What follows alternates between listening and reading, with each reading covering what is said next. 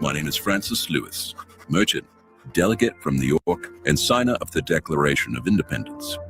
I gave everything to the cause, and I would do it again. Was born in Wales and educated in England. But America was my dream. I told myself that's the place for a young man with brains and ambition. And venture to America I did, where I made my fortune. When war came, I gave that fortune to the war effort. I served in Congress, secured arms and clothing, and outfitted ships. Like all the signers, this made me a marked man. When the British took Long Island in 1776, they burned my home to the ground and destroyed all of my cherished possessions. But they did something much worse than that. They took my dear wife Elizabeth as prisoner. She never recovered from the ordeal and died in my arms. This was my punishment for signing the Declaration. But I would not turn back. Freedom demands much of us, but what it gives in return is everything.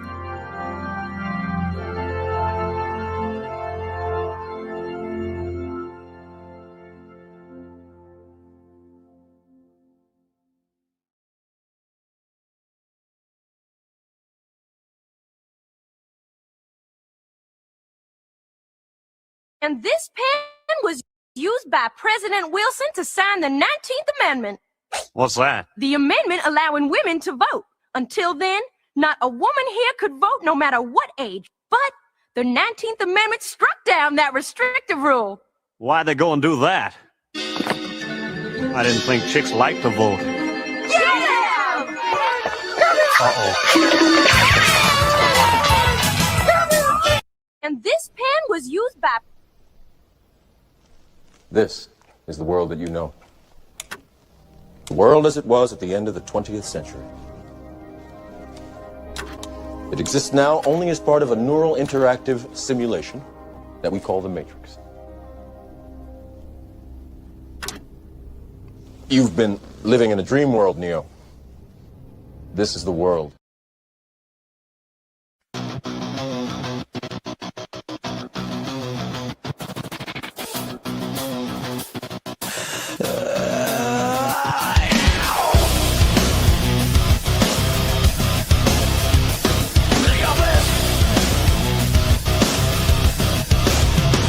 Cameras on, we're going live tonight.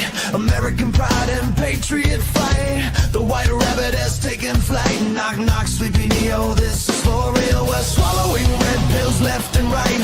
Come and overdose with us Tuesday night. They say we're crazy, say we've gone too far, but we're just truth seekers under the dome. Don't be mad at us, Google Chrome. They laugh, they mock, they think we're insane. Please just use your effing brain. This is the UPC, where real Americans are standing up, taking control of the matrix we keep dying for. You don't like it, you can leave.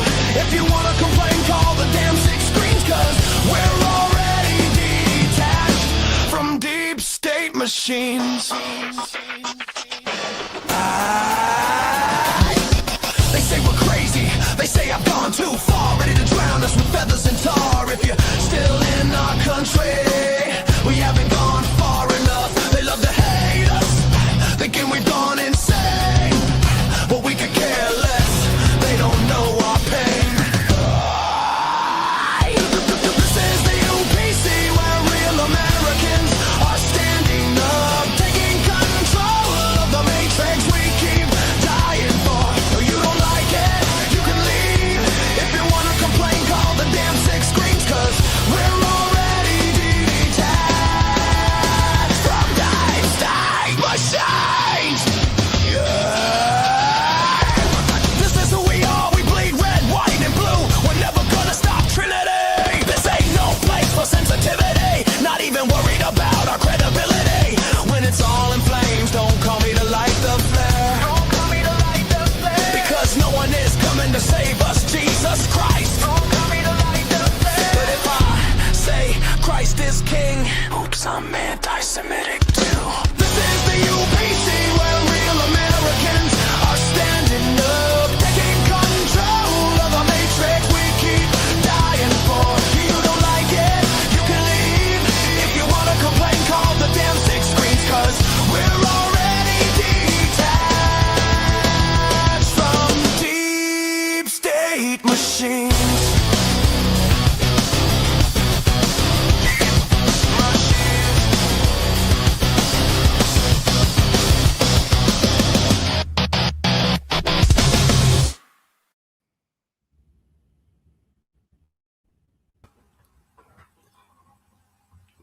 Is everybody ready to go tonight?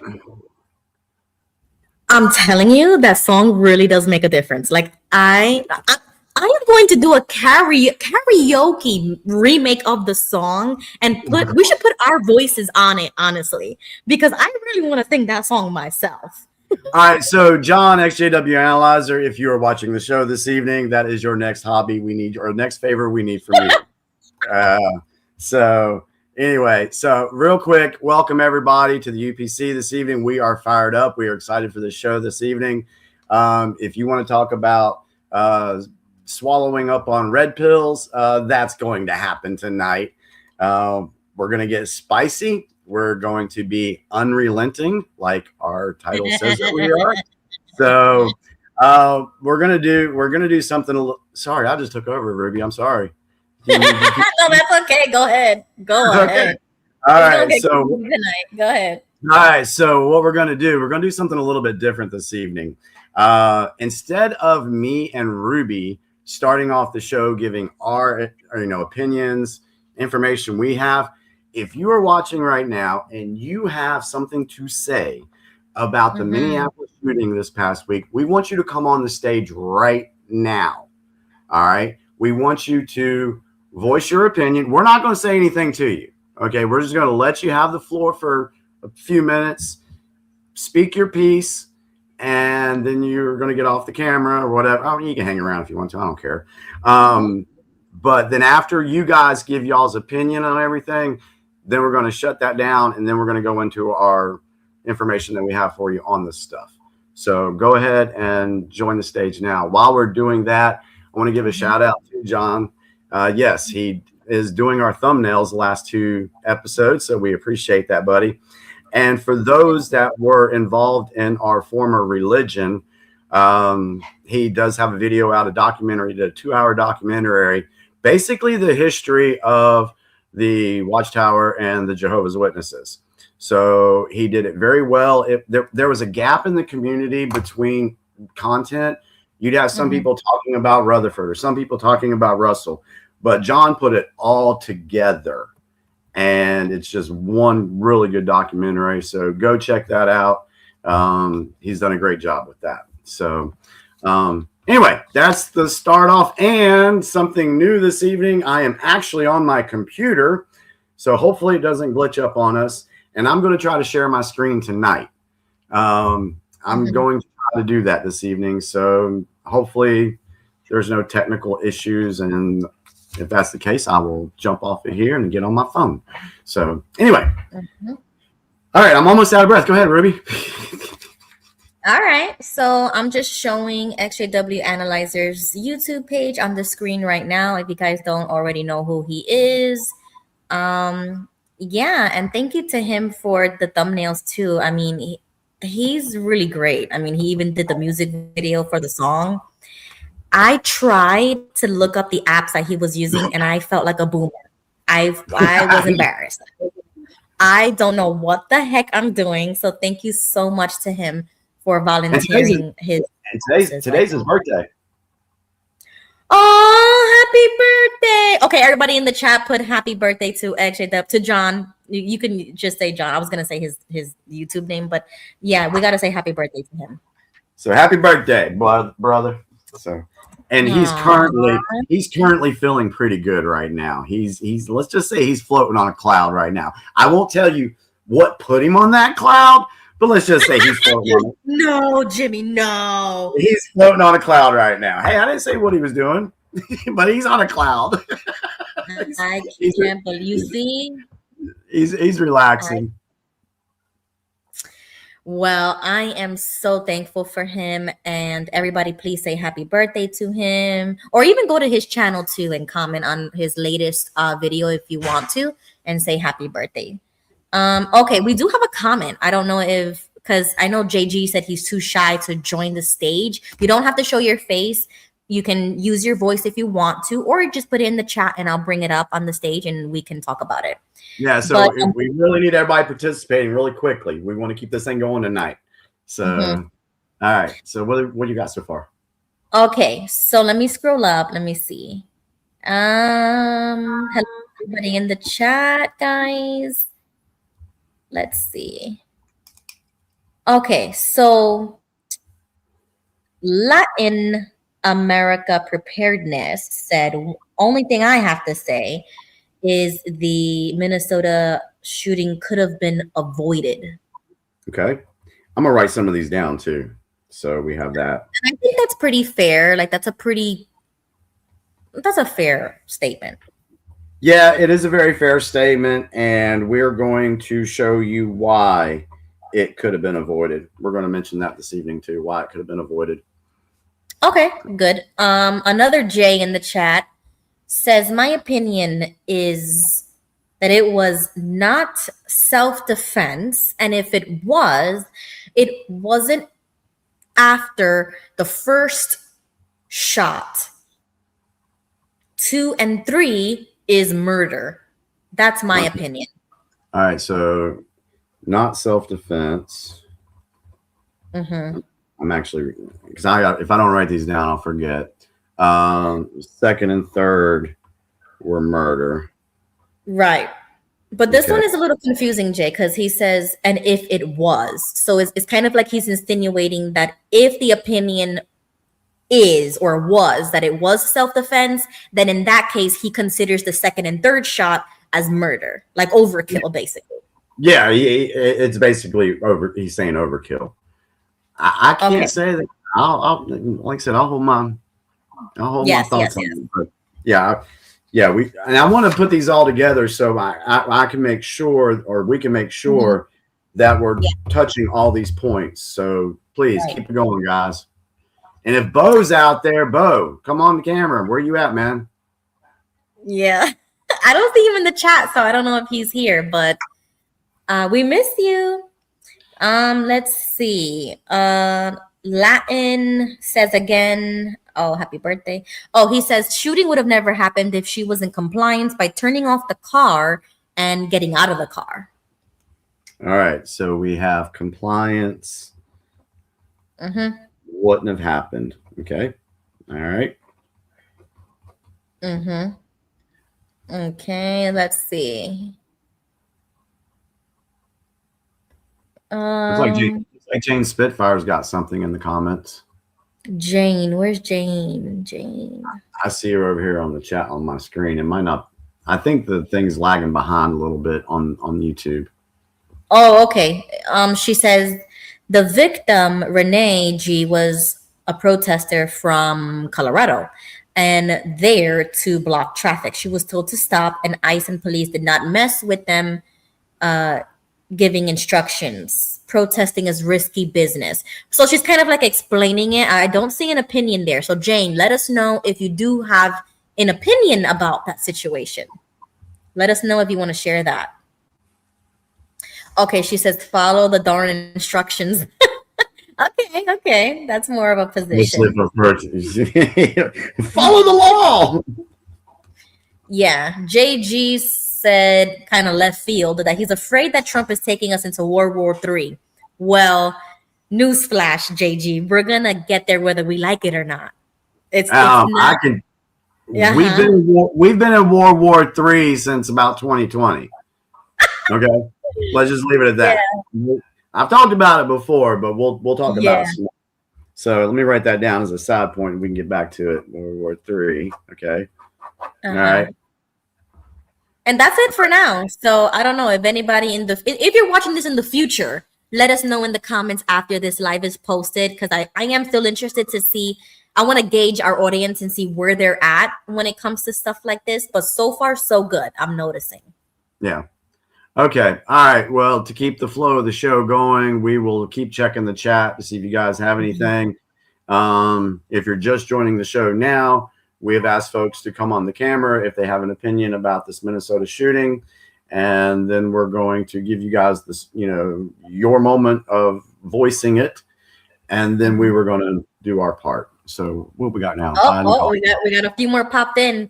Right, cool. Jay continues. He says, Biden caused this entire problem. Trump is trying to fix it, but I feel things have gone too far. We are in civil war already. Okay. I will make a comment on that later, Jay. I like that. Biden calls this okay already. Yeah, So, that Biden caused this entire problem. okay. All right. Loyal Tangi says staged on all sides. Yeah, we're going to talk about that. Uh-huh. All right. John Marciano says, we still don't know why Good was stopped by ICE. And I think we do. So I would Yeah, we do. Yeah, we do. We do. So that's a good place to start. Let's see. Okay, Jane is talking about Greenland. Let's see. Yeah, we need to make a note because I was thinking about that tonight before we started the show. Greenland does need to be talked about. We need to bring some history to that situation and the importance of that. So if we don't have a huge burn the internet story, is everybody's internet still okay? And y'all still okay? Did you put the fire out? Because they tried to burn it down, right? They tried to burn down the internet this week. But so if nothing crazy pops off, that's always you never know. We'll talk about Greenland. We'll cover Greenland next week. Oh, and Iran. Like, what has been going on these past few days? You got to write that down as homework because I'll be honest, I am not educated on geopolitics, so this situation I am not up to date with. So let me go to my phone real quick and look up something regarding that for you real quick. Watch. Let's see. Watch Iran and go. Let's see. All right. Just for those that don't know, Q post 1943. Here we go. It was posted August 28th in 2018. This is what it said. Watch Iran. Something incredible is about to happen. The good people of Iran have the power. Fight for your freedom. That was in 2018. Okay, but I mean, Iran has always been a situation. You know what I mean? Like that. It's like I want to know why, and I also want to know why is that any of our business? Because you guys already know I'm so like anti. We'll put Iran on the list for next week. Okay, definitely, right. Please do. We do have something from Rosie. Yeah, what we got? Rosie says that her county sheriff posted a public service announcement saying if law enforcement tells you to stop, you can always sue later. Even if you were right, do you want to be dead right? Reactions protesting this weekend about this. Okay. Lisa says should have never happened if those people would have just let ICE do their job, but those agents have every right to defend themselves from bodily harm or death. Okay. All right. So these are really good comments. And I told Ruby before we did the show tonight that neither her nor I have publicly came out and done a video on the situation at all this past week. While you had everybody out there, getting in front of a camera, putting their videos out 24, 48 hours after it happened, a lot of those people are now having to eat some crow because remember, when a big story breaks, we got to give it 48 to 72 hours for more information to come out. And that always happens. So now we are 6 days past it. We have so much information. We've seen so much more stuff come out that it has completely destroyed the left's narrative. And we're going to show you examples of that too. So right. I'm glad we did. But you see, the problem with this kind of stuff for me is that when I saw it happening, when it happened, it was nothing to me. You know what I'm saying? It's like they blow things out of proportion when that was a nothing burger to me. Like, it's just too obvious. So it kind of feels like, why are we still wasting time on a viral moment? You know what I'm saying? It's like America is always function, or not America, the media always functions on this 2-minute viral clip like they did with the George Floyd stuff. And I'm kind of sick and tired of that, honestly. Okay. All right. So let me ask you this. Well, let's just play around here a little bit. 4 years ago, Ruby, Right. how would you probably have reacted to this video? The same I would now. Like it doesn't matter sure? to me. But Are you care. sure? Remember when? Yes, listen, I have never cared about these types of situations because it's law enforcement. You see what I'm saying? It's like, to me, that's kind of like a given. Like, if you're gonna square up with the police, don't get shocked or surprised when you get shot. So to me, it doesn't matter. It feels like, duh, like it's just too obvious to me. Okay, I get where you're coming from. Okay, so just because of the situation it was, that didn't shock you. All right. Because I was gonna go down the road of maybe it's because now you're more awake to what the media's tactics are, and it's not affecting you as it would have 4 years ago. The only difference is that I am awake to that fact. Because even before, it never moved me emotionally. Like I don't care about that. But I never knew that they were actually using those things to sway like a movement. You know, like I used to think that those were organic movements that people actually were like, you know, how they say like defund the police or BLM or stuff like that. Oh, and quick side note, I see you, Rosie, in the chat, because she said that you made a video 5 years ago talking about this situation when it happened in the BLM stuff. And I was watching a couple of minutes of you from 5 years ago, and it's almost like you're repeating yourself. That's an issue for me. Like, why are we still talking about the same kind of things 5 years later? That's what bothers me. Why are we still stuck on this? In my opinion, Ruby, there's still a lot of people that have watched this past week's events, and they still think it's real. They think it's organic. Exactly. They're still plugged in. If you go back to the intro of our show, some of them are still plugged into that matrix, and they haven't unplugged yet. That's why they're still having that reaction.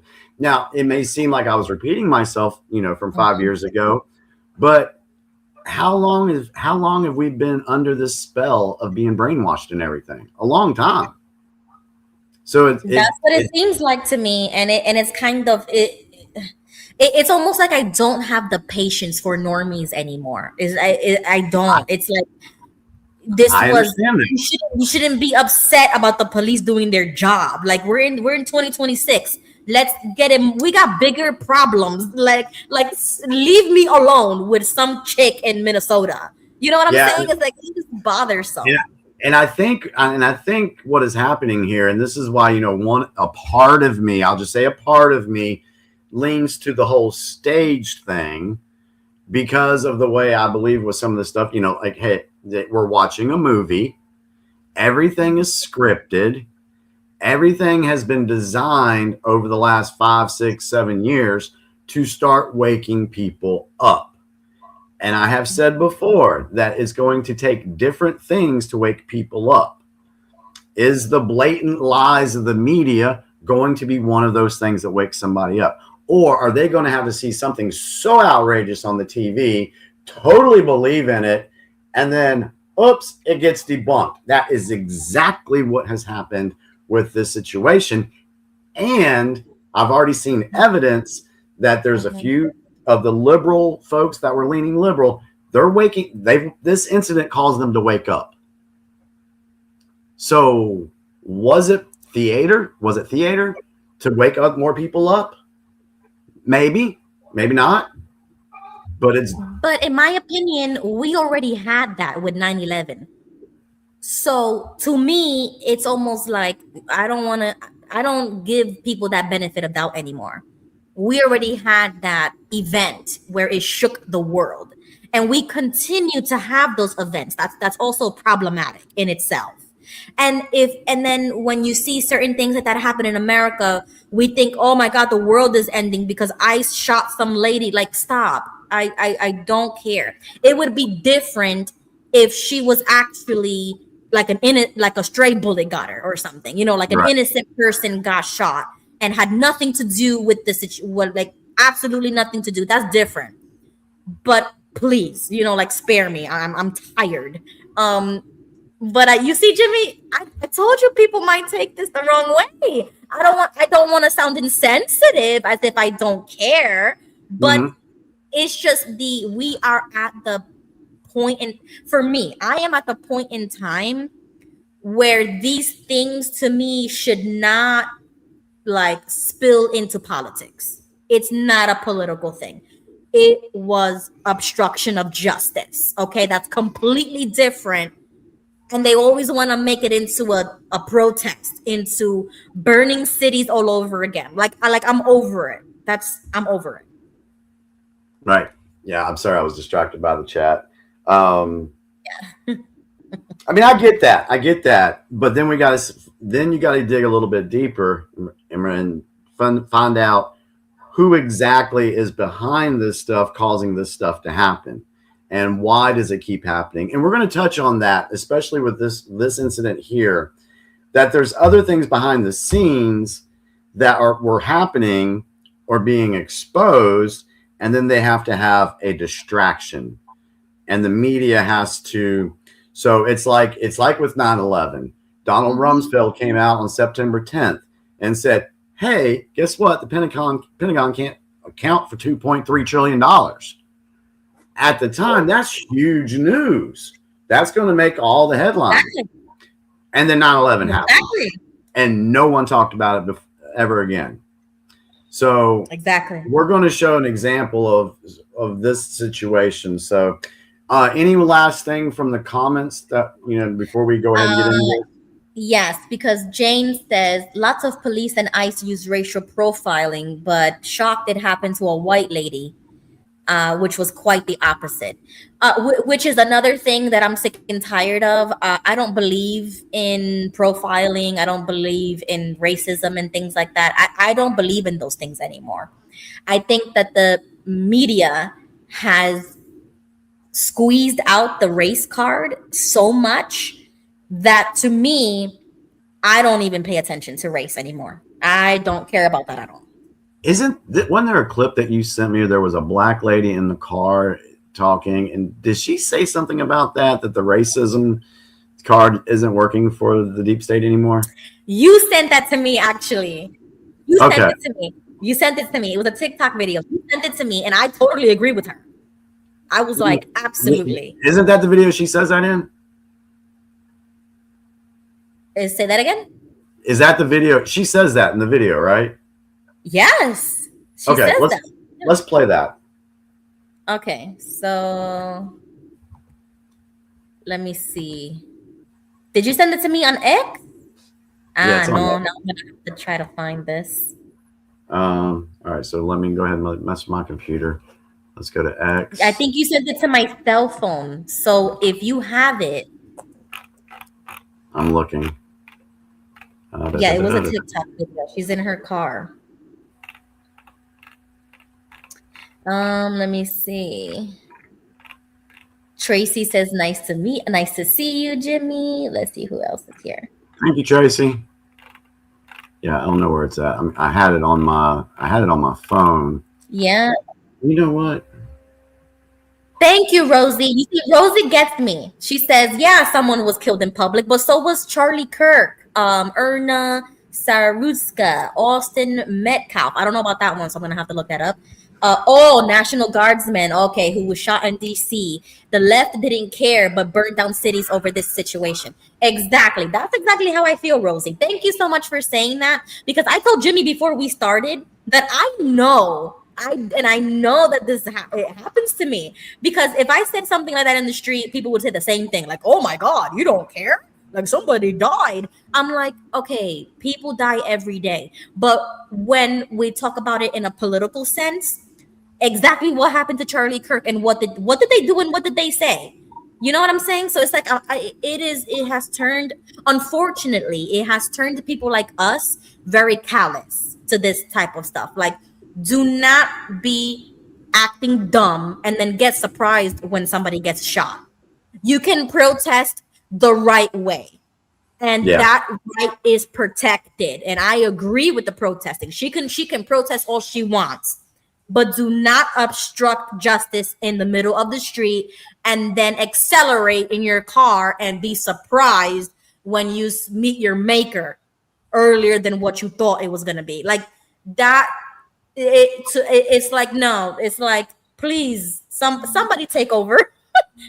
I'm like, please, somebody else take over for me, because I am going to sound so insensitive, but it's just the honest truth nowadays. If it was a different country, if it was a different climate in our country politically, then I wouldn't be saying this. I probably would be saying something completely different. But after the whole Charlie Kirk situation, forget about it. Yeah, absolutely. All right, so let's go and let me try to use this screen share thing, and let's go ahead and piggyback on what we talked about last week. So y'all just bear with on what are we being distracted from? Let me say it that way. What was everybody being distracted from? So let me share screen, and oh God, which one is it? I think it's the 10 one. Is it this one? Yeah. Okay, share. And these folks have been facing. Yes, I can. In my opening statement, I mentioned that the most severe ones was that they would be fired with cause, so they couldn't have unemployment insurance. Oh man, that is evil. These people are evil. That they would be blacklisted from all state agencies, and I bet that it's also Hennepin County and Ramsey County, as you know, those are Democrat run, and much more. Based on what you've learned, Representative, over the last several years, do you have any doubt that Governor Tim Walz knew about this fraud as it was occurring? He absolutely knew that it was occurring. Of course he did. He's either like criminally incompetent, which I mean could be. I mean, that guy is really dumb, or 100% involved, knew about it. Thank you. The Housing Stability Services Program was estimated to cost about $2.6 million per year. But before it was shut down last October, it was on track to run about $122 million in 2025. In fact, I think they sucked $161 million out of it from the point it started in 2020 until it was finally shut down. Isn't that correct? That is correct. And Joe Thompson believes that 90% of that was fraud. Yeah. 90. Dear Lord. The Quality Leering Center, as uncovered by Nick Shirley, received almost $10 million in funding. Is that accurate? I believe it is. There are more than 80 autism centers in Minnesota under investigation. Is that true? I believe it is, yes. Wow. It's clear that someone is criminally complicit. You can't just let this amount of money get out of your administration over a period of 7 years without knowing.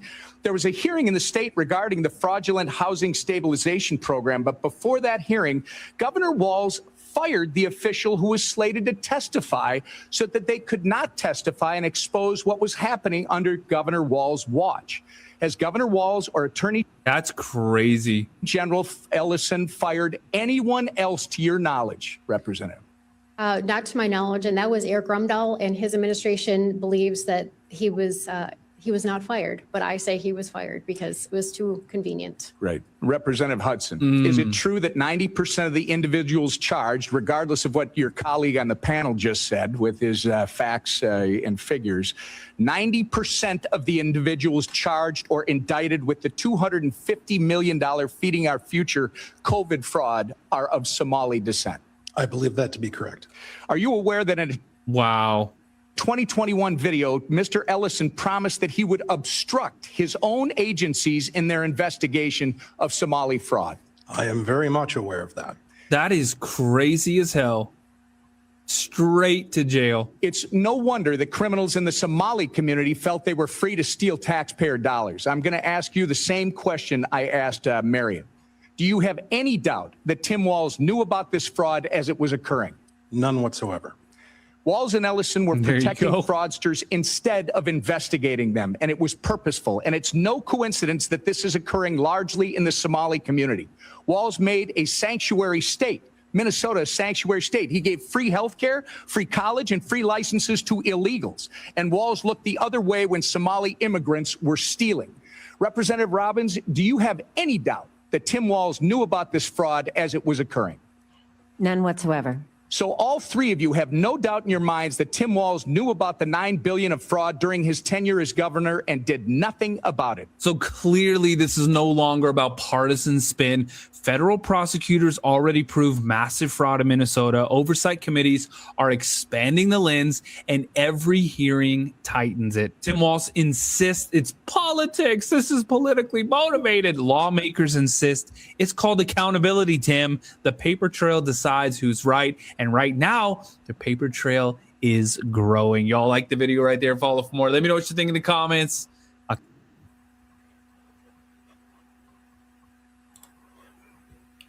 And that is exactly what we talked about last week a little bit. Remember, I mentioned it. I was like, you guys got to see this clip. You guys have to see the 40-minute little show that Nick Shirley had. When he went there in person, he was knocking on doors and they were literally treating him as if he's not allowed to ask questions or tour the daycare or anything like that. It was crazy. Okay, so, yeah, absolutely. So I see in the chat, Tracy Harris said this is a different issue, though. Is it? Is it? Nope. Just think about what have we learned? We have learned that every time any bad news or an investigation starts on a globalist deep state player, they have to have a distraction. Yeah.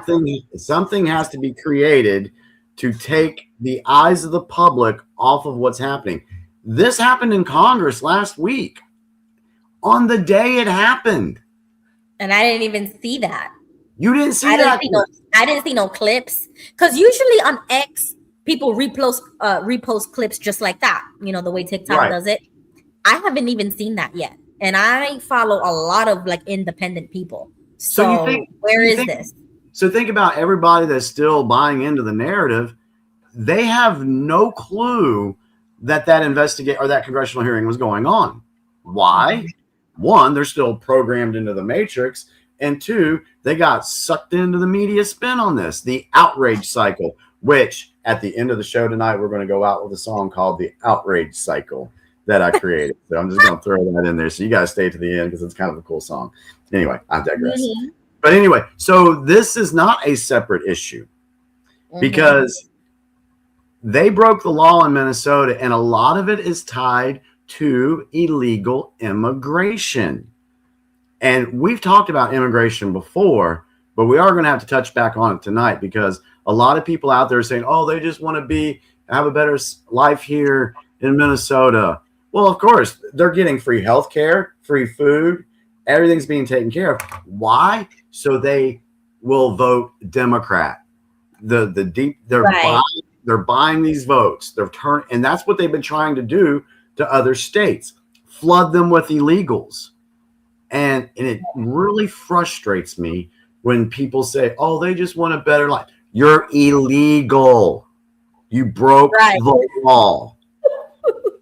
So yeah, we talk about this all the time. I totally agree with you. And I don't think this issue is, honestly, I don't think it's ever going to get fixed. Well, I believe it's going to get fixed. Well, I mean, we could put a Band-Aid on it, but the bleeding is too much. I mean, we are so thin. The American culture, the American values and principles are thinning out. If it's not the next generation, and you see, that's the problem because the next generation is going to come up, like people like Nick Fuentes. And what do they call him? They call him a white supremacist just because of the things that he says. And quite honestly, he's just an average American. 20 years ago, he would have been an average man just like anybody else. Yeah. So the spectrum shifts, not us. We stay the same. Right. So if we tie this together, what's happened in Minnesota and the reason why this event happened One, you got the fraud, waste, and abuse of taxpayer dollars, which is being used to fund another breaking of a law, illegal immigration into Minnesota. So they're just breaking the law all over the place. So to go back to somebody's point that said this could have been avoided, this whole shooting thing could have been avoided. It absolutely could have been avoided if people were following the damn Constitution and not scamming a state for political power. Because they're sellouts. They're selling out their state. They're selling out their country. And we're not a serious country, because if we were a serious country, we would be throwing them out of windows by now. And that's not happening. I mean, that might sound extreme, but what did we used to do back in the day? We used to hang people for this type of treason, of going against your country like that. So I don't know. Right. So I just lost my train of thought. It happens all the time. So yeah, it could have been avoided. And then you're going to have people that are going to ignore everything that we just said and say, oh, well, the cops shouldn't have done that anyway. Okay. If they weren't breaking the law, the cop would have never been there. That's true. Yeah. Does that make sense to anybody? Yeah, but even if they are there, no matter what the situation is, the law enforcement are literal. It's almost like the law on legs. You have to obey their commands. It's not a suggestion. You need to do what they say. You know what I'm saying? And you see that go ahead. It drives me crazy when some of these people say, "Oh, it's the secret police." I don't see them being secret police. They got police written all over their equipment, their car. You know, some of the cars. You know, they take police cars, but they're not secret police. They're out there in the open. If they were secret, protesters wouldn't be able to find them. For real. And you know what? The whole police situation, my stance even on that, and I think I've said this on season 2, maybe I've said it in season 1 or 2, but I have said this before, that even the whole police system is almost like I mean, I don't want to, let me see how to say this. Okay, the city police. Okay, the city police, you know how they have like Tampa police, or you know, like the county, like that type of stuff. And then when you go to different little cities, you'll see, like, you know, the name of the city and then police, right? Right. But then you have the actual sheriff, you know, like real state police or state trooper, right?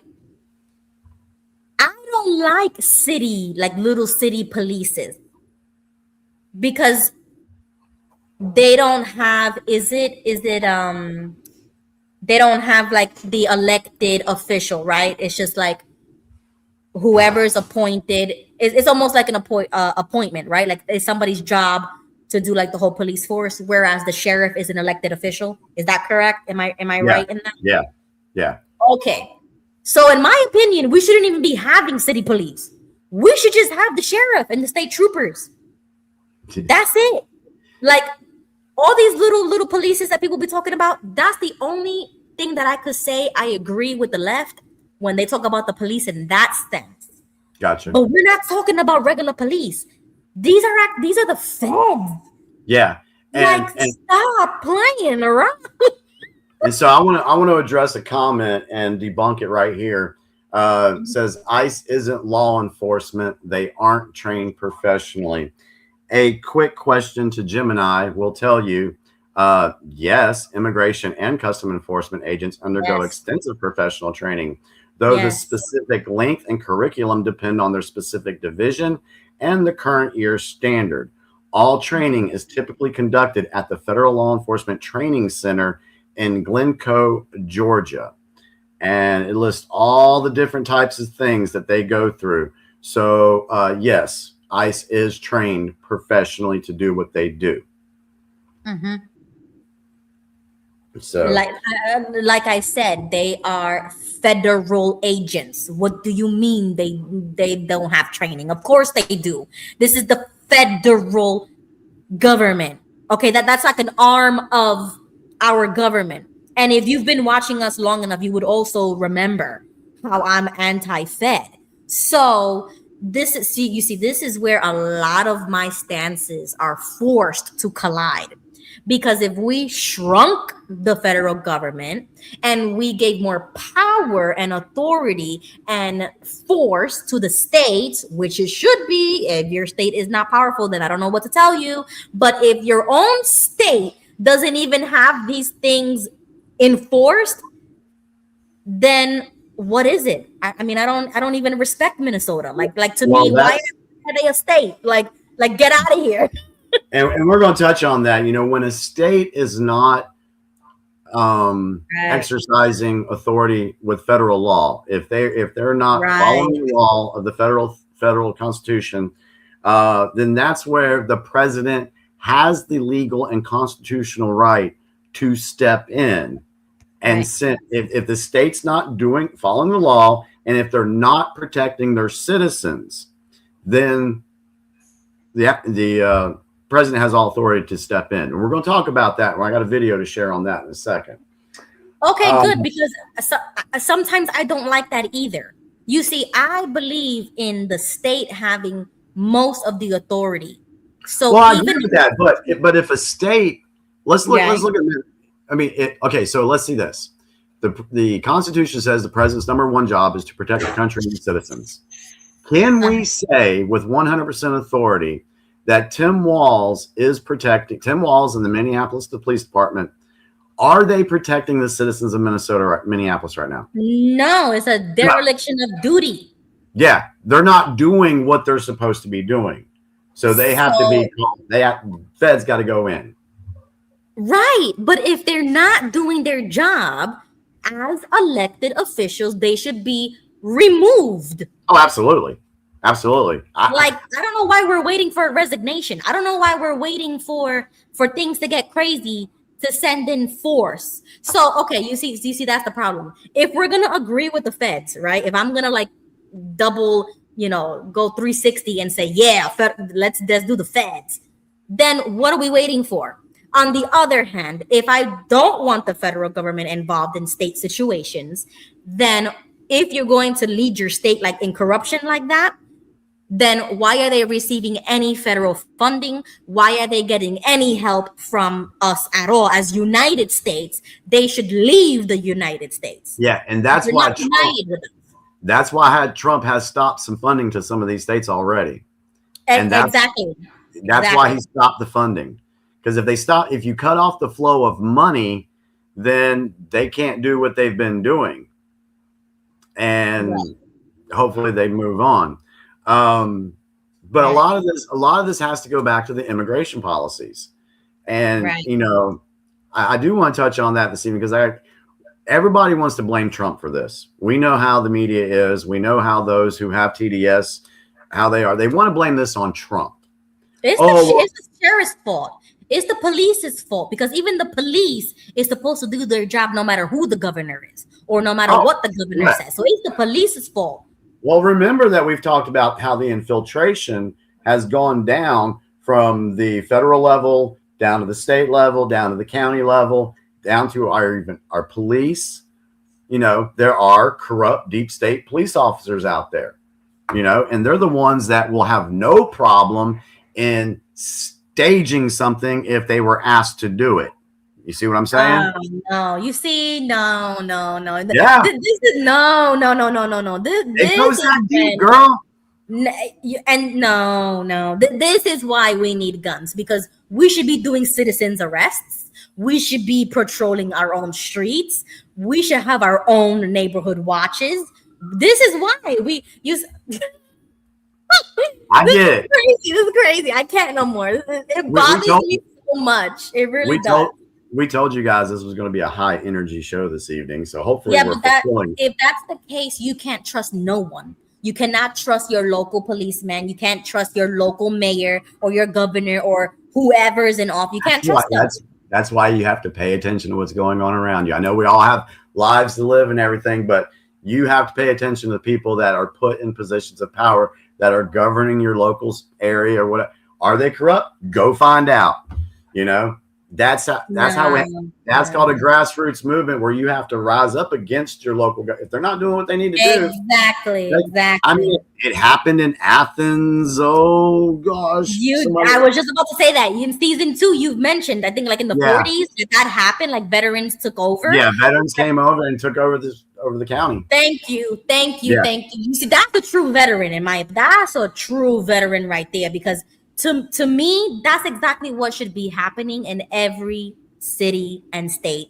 When you see stuff like this happening, why do you let it? It's your responsibility. It's your city, your state, the school your child goes to, the city where you work. You know what I'm saying? Like, no, I would rather strap up and follow the Constitution and the law my own way. And if something bad happens, then something bad happens. Right. But you know, like but you see, I'm not gonna defend or feel sorry for someone who is obstructing the law enforcement at all. Like I will never spend another waking moment thinking about that.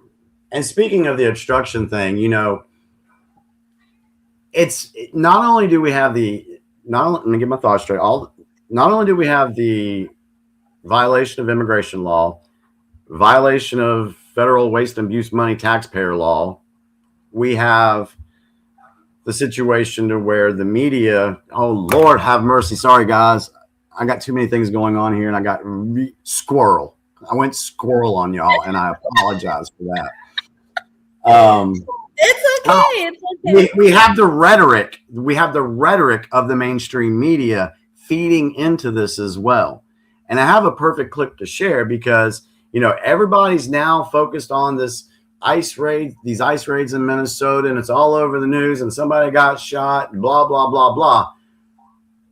But is this the first time this has happened? What's been going on in Minnesota? So let me click here. Let's see, proof. Okay, let me go here. Let me hit share screen. I kind of like sharing screen. Okay. Let's see. This is the guy. Here we go. Share. The individuals that you've been here. Oh, sorry, y'all. The woman that was shot and killed in Minneapolis would be alive if she didn't buy in to the false liberal narrative regarding ICE, Trump, and Republicans. And I can prove this with one stat. Between the years of 2020 and 2024, when Joe Biden was in office, here in Minnesota, Immigrations and Customs Enforcement arrested roughly 6,562 illegal immigrants. Not once in those 4 years did any of the individuals that you've been hearing over the course of the past 24 hours and prior to that, calling ICE the Gestapo, calling Trump the second coming of Hitler, telling individuals to go out and protest because they're ripping families apart. During those 4 years and over 6,000 arrests of illegal immigrants in Minnesota by ICE, not once did any of those people, Minneapolis Police Chief Brian O'Hara, Attorney General Keith Ellison, Minneapolis Man Baby Mayor Mom Jeans Jacob Fry, Governor Tim Walz, not once in those 4 years did they ever say a single criticism against ICE. And yet the moment that Trump gets in office for his second term and does what had already been happening here in Minnesota. And as a matter of fact, when you look at the data points right now, the arrests that ICE made last year was roughly 1,700, almost equal to what we saw in the previous years. And yet suddenly the narrative changes. They don't care. They're straight up liars peddling their propaganda fantasy land. And that's what got this woman killed, because she bought in to this fake lying narrative perpetuated by these hack activist elected officials. The blood is on their hands. And that data point right there proves it.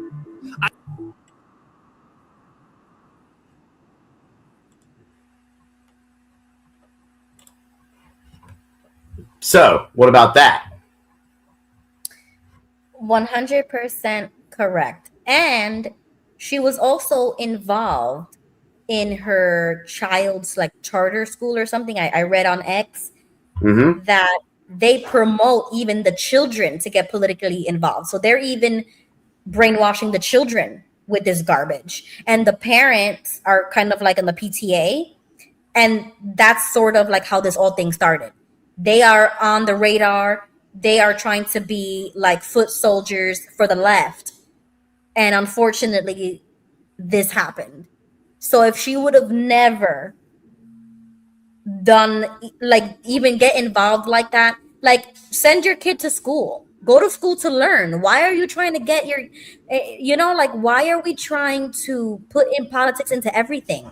Just go to school. Have a great day. That's it. Like, do your adult political stuff at your own time. And if okay, here we go. Another I knew you were getting ramped up. This gets me sick because another major thing that we didn't even get into is that she is supposedly a mother of 3 children. She doesn't even have custody of the other 2 kids, and she has a 6-year-old at home. Right. And the baby and the child's father also died. So you made your kid an orphan because you wanted to get all political, right? If she was a real mother, you would be taking care of your children, taking them to school, go home, pick up your kid from school, and be a mother. Why are you, as a mother, going outside in the street and acting like a fool? Like, it's one thing to get involved politically as a woman, right? But if you have children, you have responsibilities, things like that, you have no business going to a protest I would rather you be a keyboard warrior. If you want to be a warrior, be one on the keyboard. What are you doing in the street? Yep. Yeah, there's so many videos out there all over X and TikTok making that same statement. Why is a mother out there? And I think there was a guy that was filming Rebecca, her partner, and I think the partner said something about, we got to go pick up the kid. I got to pick up the kid from school. All right. So, shouldn't have you been in the school line but you were out there. You were out there for 3 or 4. There was a video clip that came out just a couple days ago showing 3 minutes of what was happening before the incident happened. So, and it shows her leading the little train of cars, and they were blocking and blowing their horns, and they were doing this all day. They were following them around, obstructing justice. And I gotta say, this is I'm sorry, but Tracy says his ICE as his personal arm. Please give me a break. That is the most comment I have read today. Please. Use ICE as his personal army. I wish they'll be dragging people out and come out of So to that point, let's go ahead and lead in where I can prove that statement is bullcrap. Sorry, Tracy, I love you, but that statement's bullcrap. I'll call you out. And because what does it take to deport people? It takes ICE, right? Okay, right. So let's go and look at what has been said in the past about illegal immigration and the enforcement. Again, who enforces the laws for the immigration? ICE. And you just said Trump is using ICE as his personal army. All right, hang on a second. You got me wound up now. Let me go ahead and go to my screen, share screen. Let's find the one I'm looking for. I think it's this one. Yep. Share.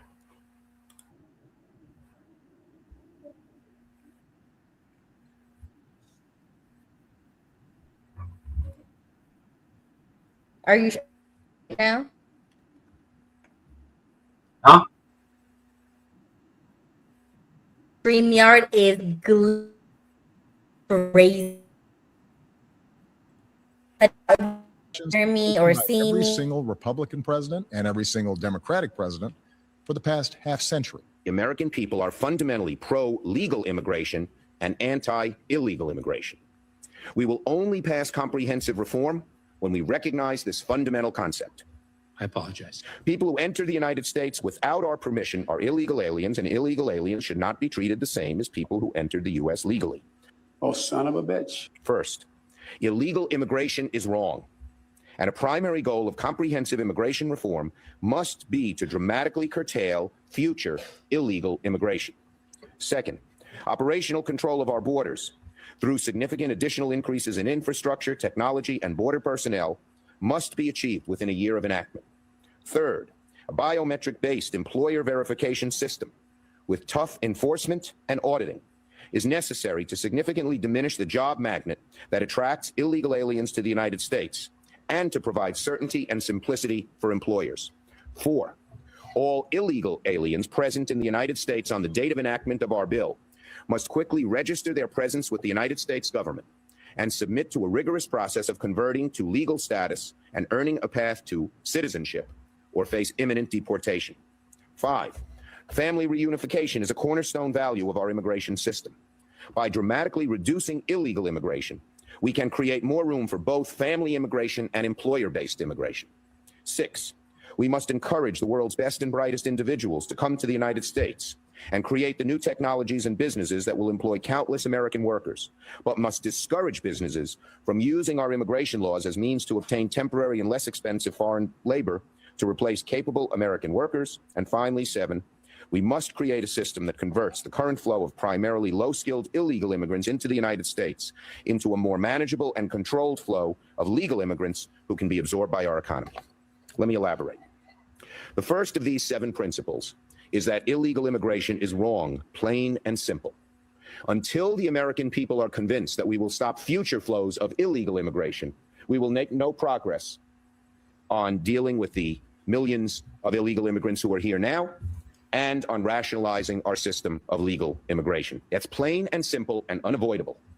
When we use phrases like undocumented workers, we convey a message to the American people that their government is not serious about combating illegal immigration, which the American people overwhelmingly oppose. If you don't think it's illegal, you're not going to say it. I think it is illegal and wrong, and we have to change it. Above all else, the American people want their government to be serious about protecting the public, enforcing the rule of law, and creating a rational system of legal immigration that will proactively fit our needs rather than reactively responding to future waves of illegal immigration.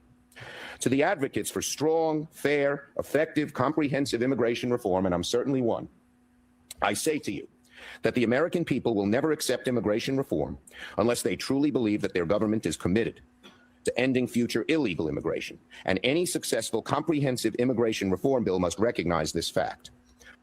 In the budget I will present to you, we will try to do more to speed the deportation of illegal aliens who are arrested for crimes. Senator Biden, yes or no, would you allow the cities to ignore the federal law? No. I think we got to have tough conditions. Tell people to come out of the shadows. If they've committed a crime, deport them. No questions asked. Undocumented workers broke our immigration laws, and I believe that they must be held accountable, especially those who may be dangerous. Even as we are a nation of immigrants, we're also...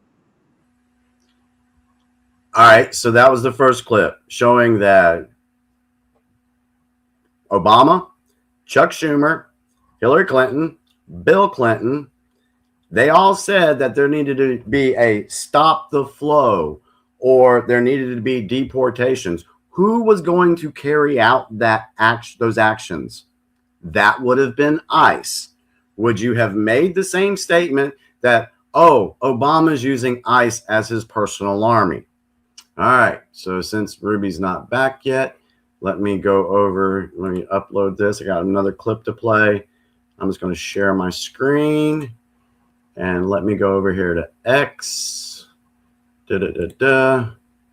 Share my X feed with you guys for a second. And I'm looking for Spitfire. Let me see here. Didn't know I was going to be taking over the show. Let me find it real quick. Oh, wait. I need to go to my profile. Oh, I'm on my profile. Yeah. All right. Sorry, guys.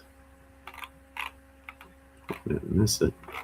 Hold on. Let me go back to the top. Yeah, I think I missed it. Oh, I was way down there. All right. Where is Ruby at? Is this it? Spitfire. Here we go. Is this the one I already played?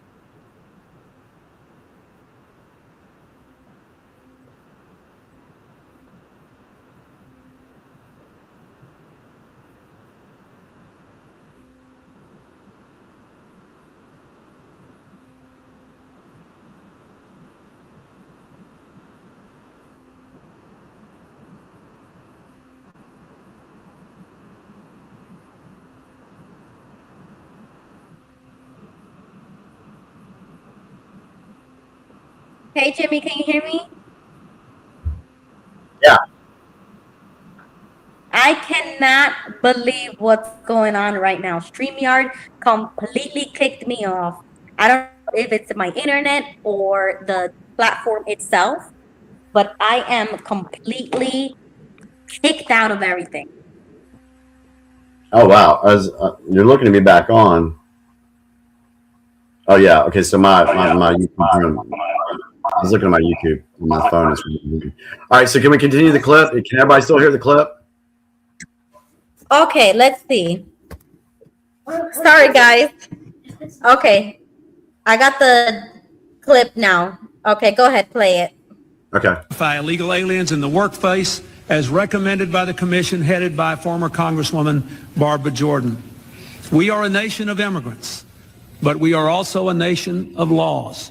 It is wrong and ultimately self-defeating for a nation of immigrants to permit the kind of abuse of our immigration laws we have seen in recent years, and we must do more to stop it.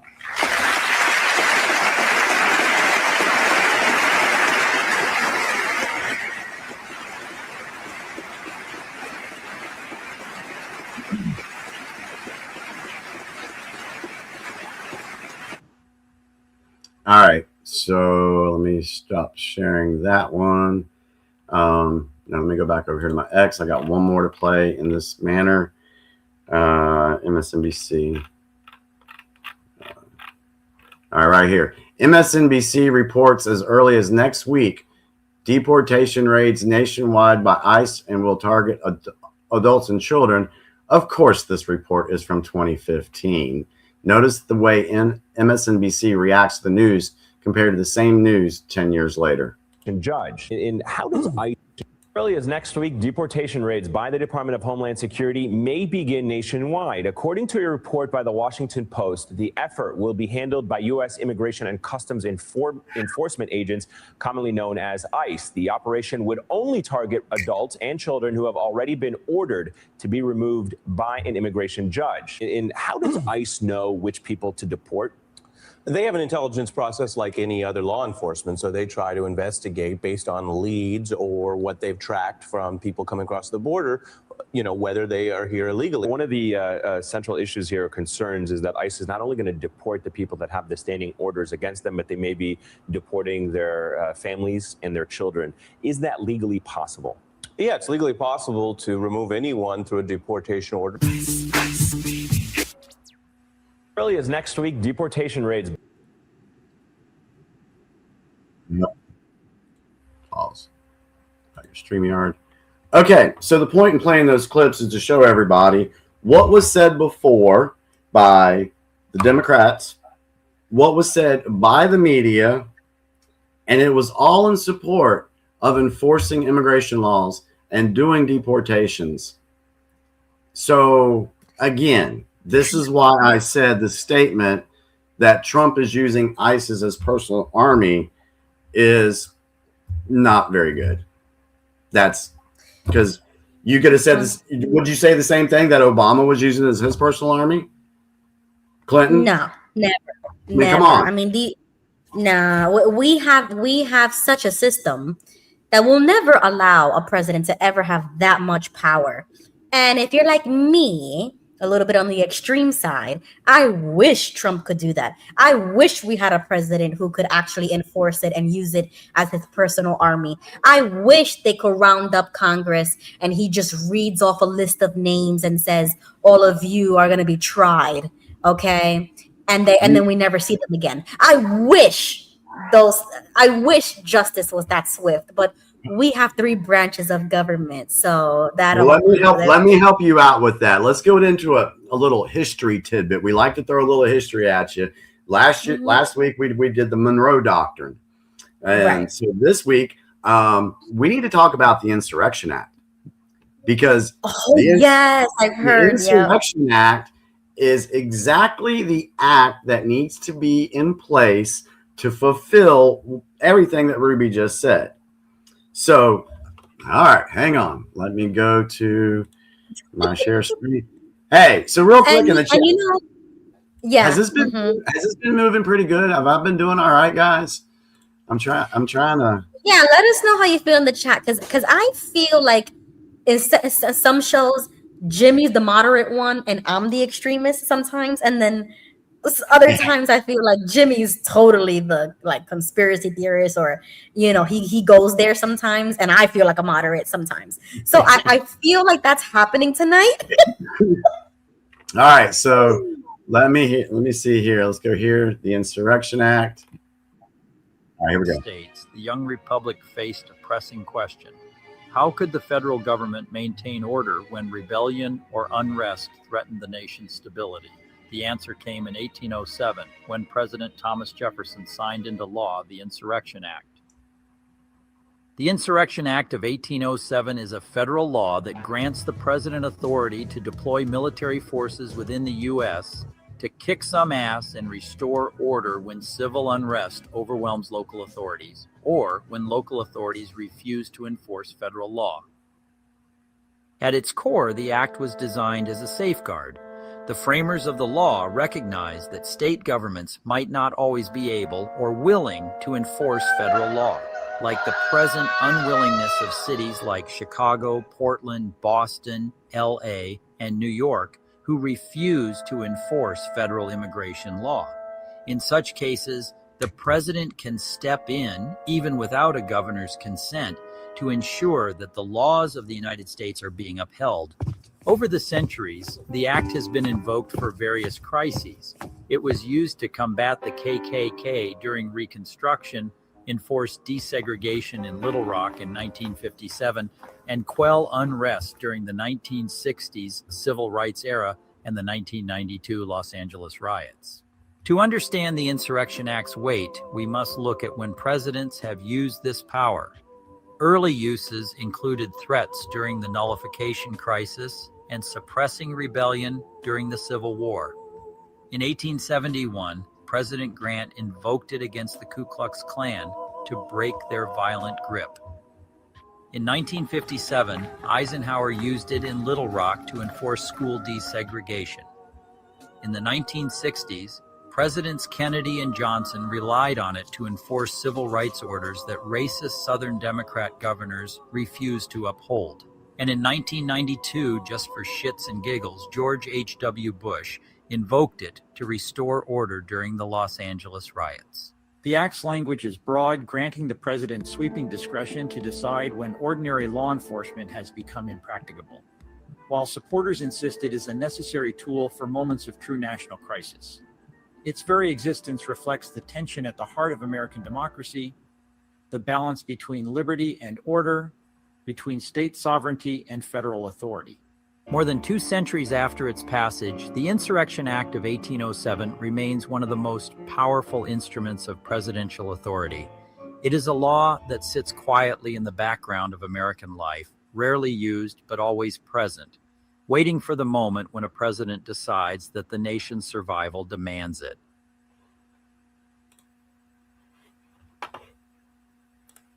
All right. So I wanted to go ahead and play that because I wanted to get out in front of this issue because I don't want to hear people screaming and belly aching and crying and showing off their TDS when Trump actually goes through and invokes this. Because I'm going to tell you right now, that is going to happen. The Insurrection Act is going to be called upon. And we just wait. There's going to be riots coming. You know, we've seen a little bit here, but there's going to be more. I mean, I'm telling you right now, it's going to happen. So for someone to say that Trump has no legal authority to do this, okay, well, what about Lincoln? What about the other guys that did it? Right. I mean, yeah, that's understandable. I just want to see it enforced. That's what I'm saying. It's like I feel like everybody is stepping all over the rules, the laws. You know what I'm saying? Like, why aren't the same rules that are applied to us as regular citizens, but not applied to when it fits? Get rid of the criminal syndicate that's in the place right now. We're in the process. This goes back to the whole. Somebody commented earlier, said we're already in a civil war. Yes, exactly. And that's what I remember because I said I want to make a comment on that. And you know what? I honestly believe that it will never get that far. It's not a civil war in the sense of one like me and you, like your neighbor. It's not about neighbors anymore. It's about us versus the corrupt government. Correct. And I don't think we will ever win that war. We have to fight it with itself. Let me just say this: if we weren't winning this war, you wouldn't have seen anything in Minnesota this week. We still have certain privileges, but in reality, go ahead. But what I'm saying is no one said anything about this in 21 through Biden's term. No one said anything about the arresting of illegal immigrants in Minnesota. That's because at the time, the corrupt government of Minnesota wasn't being exposed. So they keep it hidden. Yeah. So now that there's been grand jury investigations into what's happening in Minnesota, these guys have been caught red-handed. So that's why you see the distractions. So this is the war that we're playing. You know, we've said it. I've said it for 5 years. We are in an information war.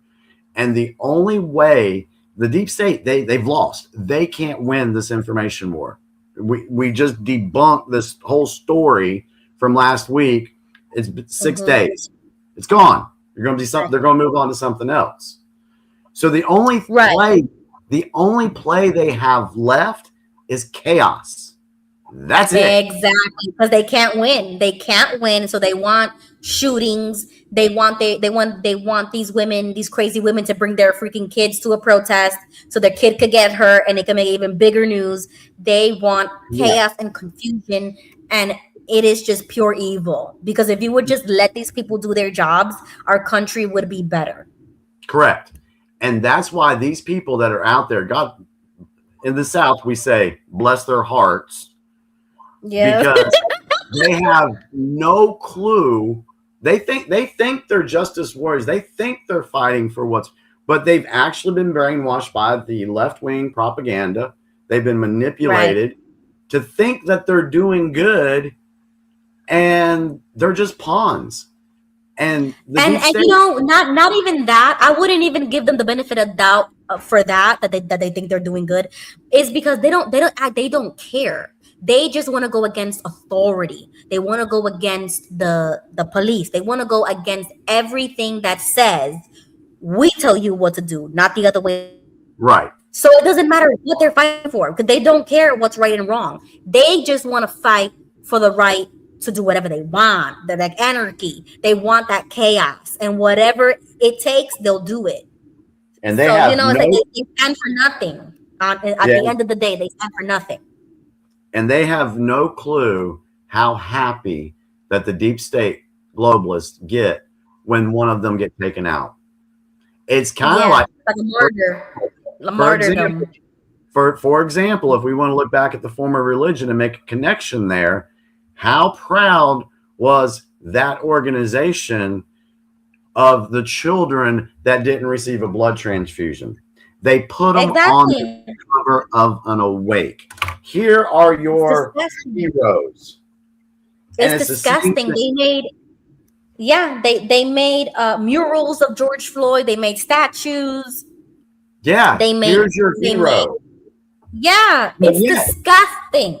But yet they didn't say a damn word about Jocelyn Nongari, Lake and Riley, all those other, the girl in Charlotte. You know, they didn't say crap about that. So I guess our biggest thing is, you know, folks have got to understand this game and not make low IQ statements that, you know, we can debunk in 22 minutes. You know, that's just drives me crazy. But they're gonna make it regardless because they feel it's because they're dislike Trump. Trump's the truth. You know, it's like it's because they don't like him. Yeah, that's all it is. That they're gonna say stuff like that because it doesn't really. If it was a president that they like, they wouldn't be saying that. Which is why I don't care who the president is. I don't care who the governor is. I want the Constitution. I want law and order. I don't care. Yeah. I got 2 more clips I want to play real quick. And then we'll wrap this whole part up. Hell, it's getting close to 11 o'clock. Because there are 2 comments that I want to address really quickly. JG says, didn't Trump recently pass an order to boot the Somalians? And I did hear that. They have until March 17th, I believe, to leave the country with like self-deport. So I did see that recently in the news. Really? Yeah. I missed that. Yeah, like they lost their status. They're like the emergency status or something like that. And they have to self-deport in March, before March. I did not know that. Okay. All right. Yeah, I saw that on X just before coming here. I saw that. And really quickly, Tracy says, is asking me, how many generations have I been here? Well, I wouldn't consider myself so I don't consider Puerto Ricans immigrants of any sort. America took Puerto Rico. Okay, so we are Americans since the day America took us. Okay, and before that, it was the Spanish, and before that, who knows? You know what I'm saying? Like, once again, you can consider Puerto Rico as conquered. Okay, they took us. All right, so I have been here since the day America took me. All right. And you were born where? New York. Yeah. Have you ever lived in Puerto Rico? No, but so from what I'm understanding, you're an American. Yes, but it doesn't matter. But yes, but when like I talk about this all the time, when you want to talk about, well, who's a real American or what does it mean to be American? Well, in terms of the territories, they don't even have a fighting chance because we don't even have representation. So we are just American by, it wasn't our choice, basically. It's out of our hands. We don't even have a decision to make about being American or not. And my father was actually born in Puerto Rico. So, like I said, as soon as America gained Puerto Rico, they conquered us, okay? So we are American, and it is not by choice. It's not willingly. We are just American. So you know what? That makes me want to look up the whole history of how that all happened, because I don't know how it all happened. Yeah, that'd be interesting. Yes, and that's why a lot of Puerto Ricans are either Taino, black and brown with Afro, like Afro Latinas, and then the other half of Puerto Rico looks white, blue-eyed, green-eyed like me. Because of the Spanish. I have more Spaniard blood in me than anything. So, once we start learning about all of that, it's almost like it's not a topic of discussion because Puerto Rico is not itself. You know what I'm saying? Like, it's conquered. It wasn't a choice.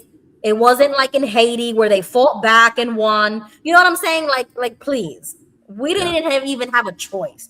And my generation of Puerto Rican Americans, we don't even call ourselves that. We're just American in the States. Like, we were born in the United States. My generation doesn't even know Spanish anymore. You know what I'm saying? So it's like, please. All right. So, all right. She was very passionate about that, y'all. She told you how she felt.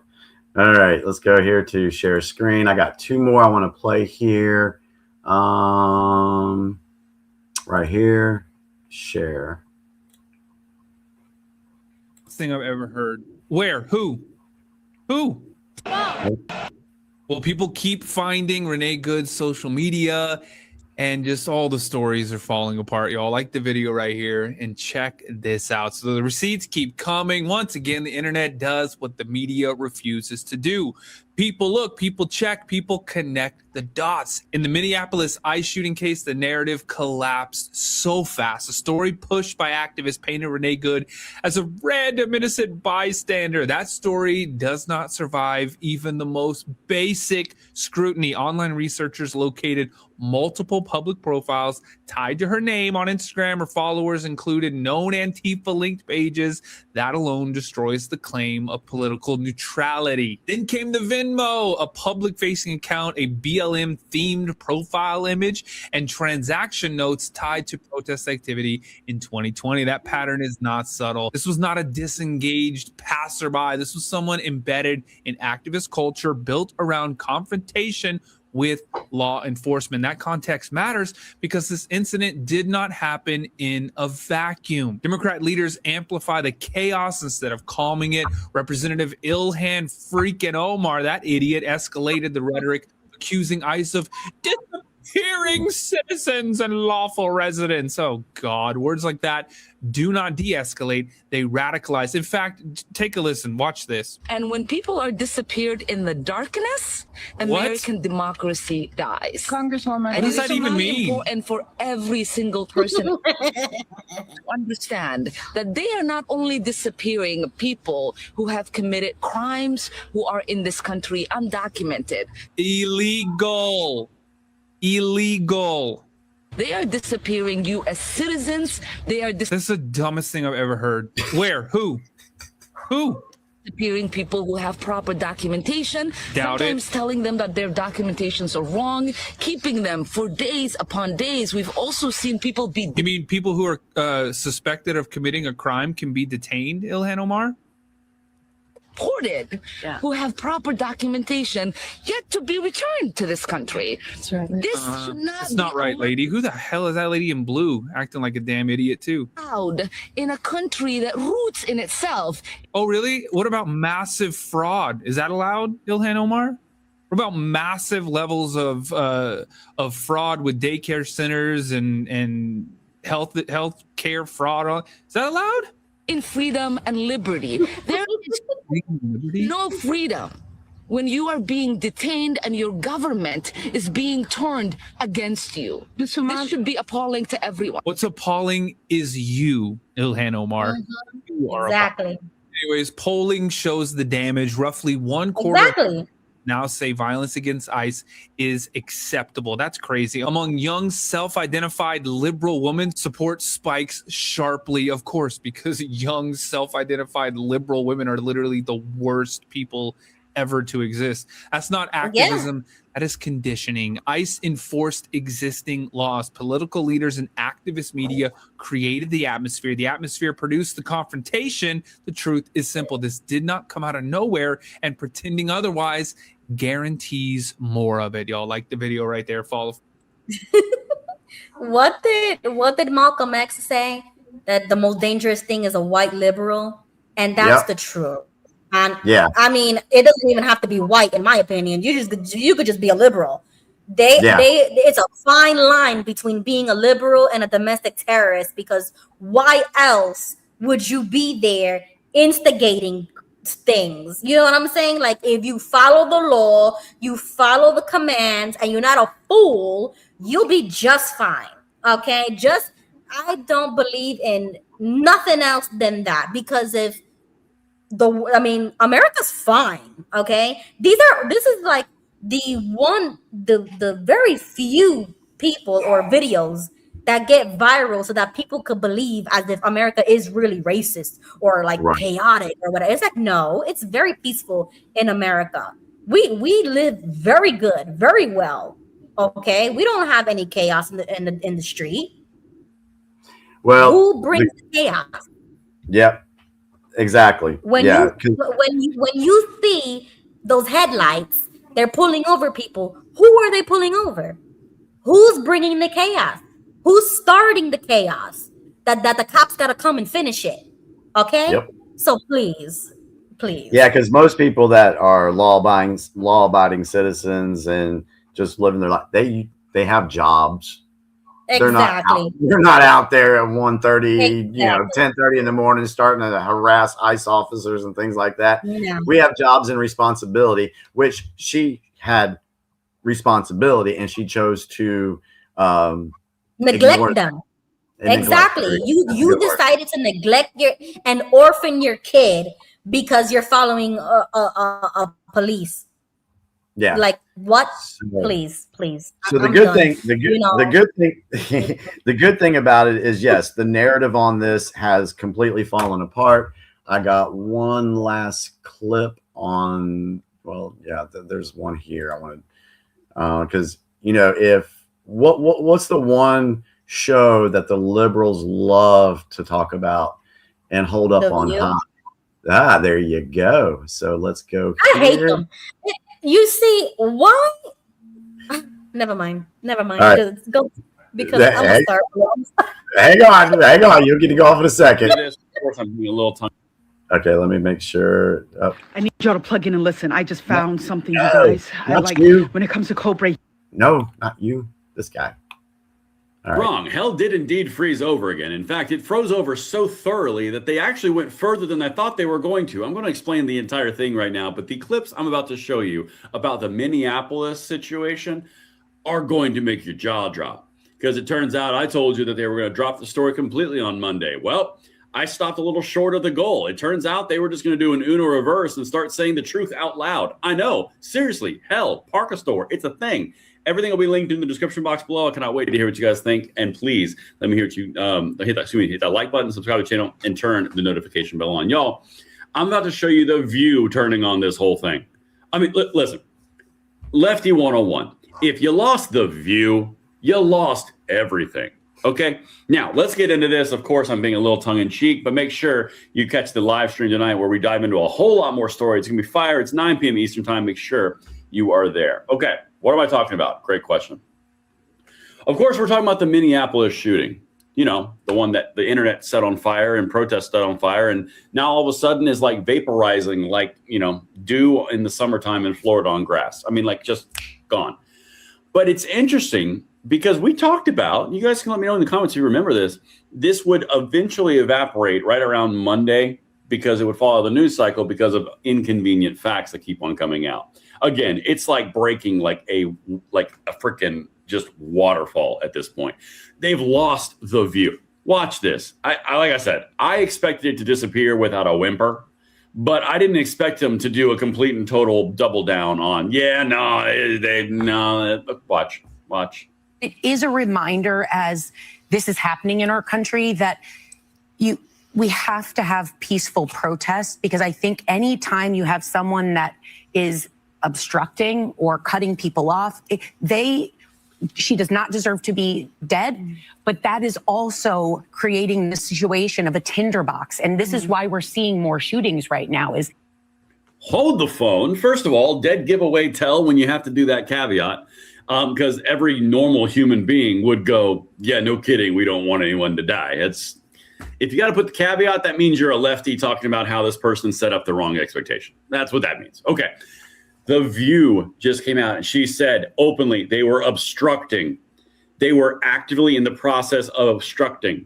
Y'all, That is a complete and total narrative shift. I thought it was just going to whimper out and nothing was going to happen. They were going to move on to other things about some other way that you and I are evil or Trump is evil or some other big orange man bad thing that was happening. But no, turns out they're just going to go straight into, they actually have to say what genuinely happened here. And I'm sure there's a reason. That's the fourth tab coming up. Make sure you hang in here. But let's keep going.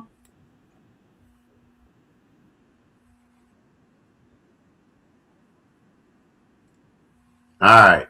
So we still, okay. So yeah, they lost the view. The narrative is gone. So what people need to do is they need to look back and examine, okay, how did I react to this? You know, what do I need to understand that's going on behind the scenes that caused this? Who really is at fault for something like this happening? And then you start putting the pieces together. For those that have been following me, they watched the big picture episodes. And what did I say on the big picture episodes? You always want to put the frame together first and then start filling in the pieces to the puzzle. And then once you put the pieces in and you see the picture just shows you a big pile of crap, because that's what it was. Yeah. While I was watching that video, I was typing out this comment when I said, they know the truth. This is why I don't give the left the benefit of the doubt anymore, because they know the truth. They know what's right and wrong. They know the truth when these situations happen. They just pick and choose when they be dumb, because it's on purpose. Those low IQ comments, they choose to say dumb stuff like that, either because they're getting paid or, you know, they're just a traitor, you know, like they probably did it for free, which is worse, you know? So, and speaking of traitors, you know, we opened up this discussion by showing the fraud in Minnesota, what was going on behind the scenes, or the congressional hearing. We opened up with that, because now we can see that this whole thing was a distraction from that. And Tim Walz was being highly implicated in that congressional hearing. Yeah. And so there is thought that he may resign with, I'm going to give it 2 weeks. I don't think he survives this.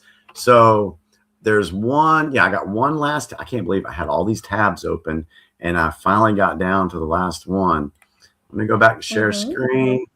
Let's go to Tim Walz and share and volume. We are about to see the Great Lakes. No, you're not. The Democrats' favorite mantra, no one is above the law, just came back to bite them, and it's biting hard. 2 massive investigations just dropped on Gavin Newsom and Tim Walz. And let me tell you, this could sink both of them faster than a lead balloon. So let's see how Tim Walz is handling the news. I'm not going anywhere. And you can make all your requests for me to resign over my dead body. Will that happen? Over my dead body, huh? That's rich, considering DHS just rolled in with 2,000 agents on the ground. And guess what? That's only the opening act. I uncovered the owners of a Hilton property who refused to book a room for ICE agents in Minneapolis. And once you see the details, it'll make sense. Then Zohran Mamdani's team got put on notice by the Department of Justice over a video showing a member of his staff saying that white people will be penalized. Good luck, New York. You're cooked.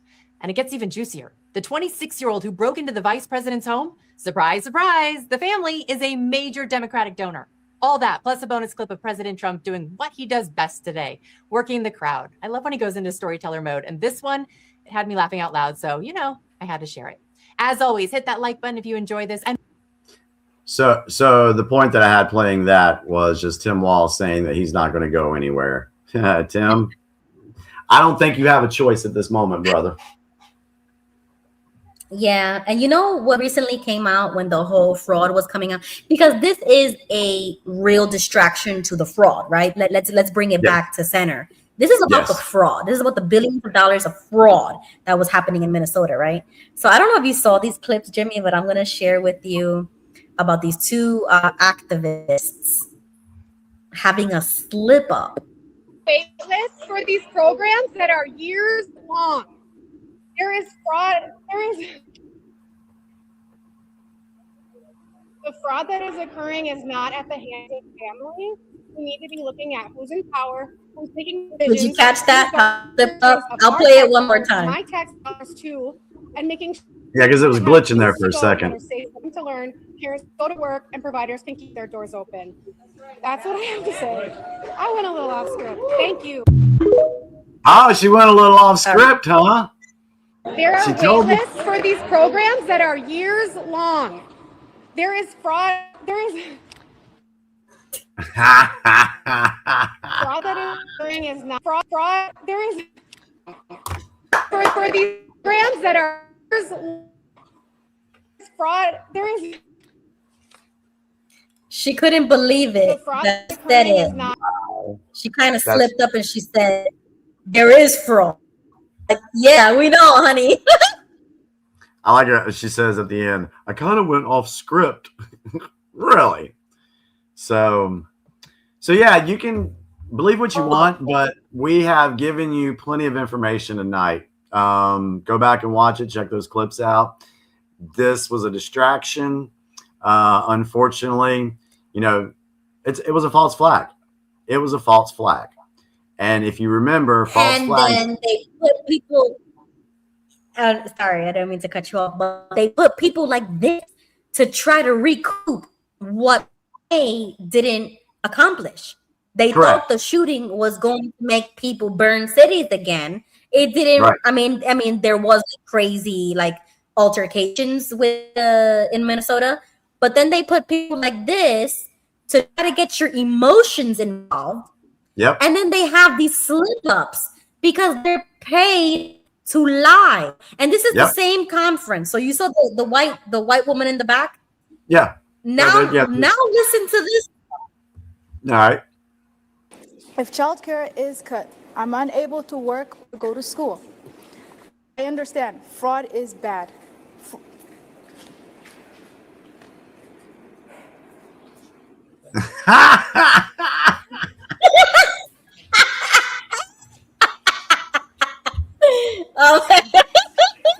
She couldn't even finish what she wanted to try. She couldn't. If childcare She is just cut, left. I'm unable to work or go to school. I understand fraud is bad.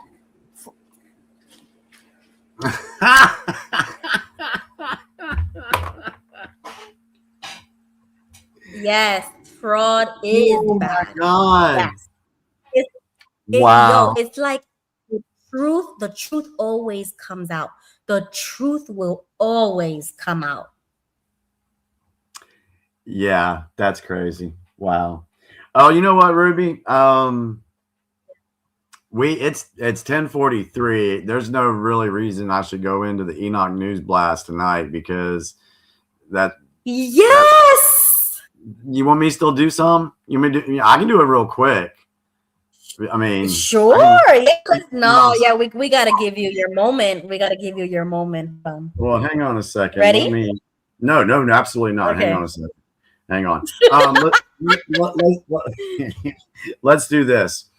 If you have some thoughts on the information that we provided for you this evening, did we share anything with you guys that you didn't see before, or we gave you a red pill that you didn't know you needed? Give us your thoughts on all the stuff that we did just now. And then I'll look up when I need to look up real quick because I actually deleted them from the computer. So let me know. Let me know what y'all think. All right, so we're gonna have to give you guys a moment to start typing, guys. Let us know, and I'll pull up your comment. I'll read it. Oh, or if anybody else wants to join, let me put the link again just in case. I think it's pinned on my chat. If anybody wants to join us. JG says, "What's a red pill? Truth? Yeah, a red pill is almost like reality. It's like a dose of reality. It's uncomfortable, like the way he told Neo. He was like, that's not the world you were living in. That's not the real world. So he gave him the red pill to show him the real world. And that's kind of why I made the theme of our intro like Matrix, is because that's how I feel like what me and Jimmy do. We give that dose of uncomfortable reality and truth, even when you don't like it or don't want to hear it. you know, I say it all the time. Sometimes it comes out the way it comes out. I already know people are gonna be opinionated, but sorry, that's just my opinion, my truth, and I gotta put it out there. So that's kind of like what that red pill is. You always get a little bit on a day-to-day basis, but here you overdose. And that's why I wrote that lyric in the song, because every Tuesday night you're gonna overdose with us when you're here. I mean, we brought a lot out. What? I just said we've brought a lot out tonight, especially like with the Insurrection Act. If you go look that up some more, if you don't think Trump can do it, then you need to educate yourself, because he most certainly can. Yeah. So, but and he should, like, we should be, you know, on the side of law and order. Yeah. You know. So, all right. Was there anybody saying any last comments on that? I can't believe nobody's come on the stage this evening. No, yeah, it was kind of a quiet evening, but they might see this later. Like our regulars might see this later, and I do see when they comment like a day later or 2 days later. So don't worry about it. If you're watching later, stay in the comments. Okay, we do have some comments coming in. So JG says, "Can I have a blue pill?" And I wish I could take a blue one. I wish I never woke up to it, really. Yeah. But here we are. Debbie says, "I didn't know the story behind the woman who was shot by ICE. Thanks for the info. I didn't see much else of the show."